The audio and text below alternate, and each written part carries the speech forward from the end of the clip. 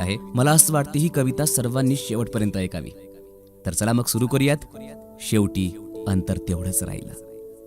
लहानपणी आई डबा करून द्यायची, पण लोकांना हॉटेलमध्ये खाताना बघितलं की खूप वाटायचं आपणही खावं हॉटेलमधलं. पण आई म्हणायची, ती श्रीमंत माणसं आहे म्हणून पैसे खर्च करून खाऊ शकतात, आपण नाही खाऊ शकत बेटा.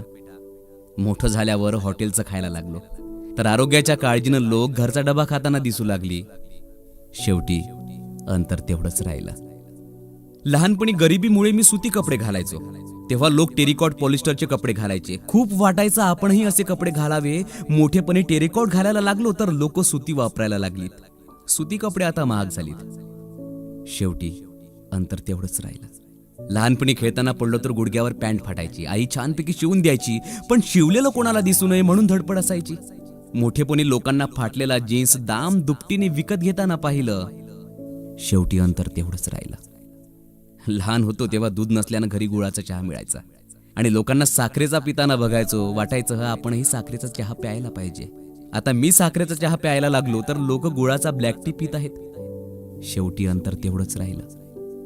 लहानपणी सायकल दामटायचो तेव्हा लोक दुचाकी चारचाकी मधून फिरताना बघायचो. वाटायचं आपणही कधीतरी कारमध्ये फिरावं. आता सकाळी सकाळी सर्वांना सायकलवरून व्यायाम करताना बघितलं की वाटतं शेवटी अंतर तेवढंच राहिलं. लहानपणी जेव्हा चपाती मिळत नसल्याने ज्वारी बाजरीची भाकरी खायचो, तेव्हा लोक पोळी चपाती भात खाताना दिसायचे. मलाही वाटायचं की आपणही खावं. आज तीच लोक भाकरी खाण्यासाठी हॉटेलमध्ये पैसे मोजून रांगा लावताना बघितलं की वाटतं अंतर तेवढंच राहिलं.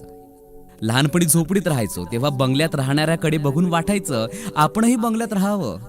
आज तीच बंगल्यात राहणारी माणसं मनशांतीसाठी दूर खेड्यात जाऊन झोपडीमध्ये राहतात, रिसॉर्टमध्ये राहतात.